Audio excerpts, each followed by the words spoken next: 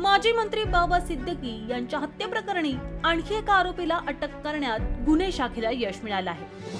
ही या प्रकरणातील 17वी अटक आहे। या प्रकरणी आरोपी कुख्यात गुंड लॉरेन्स बिश्नोईचा भाऊ अनमोलच्या संपर्कात असल्याचं निष्पन्न झालं आहे। बाबा सिद्दीकी हत्या प्रकरणात गुन्हे शाखेने गौरव विलास आपुणे वय वर्ष 23 याला गेल्या आठवड्यात अटक केली होती। तो कर्वेनगर पुणे येथील रहिवासी आहे। हल्ल्याच्या कटात त्याचा सहभाग असल्याचं तपासात उघड झालं।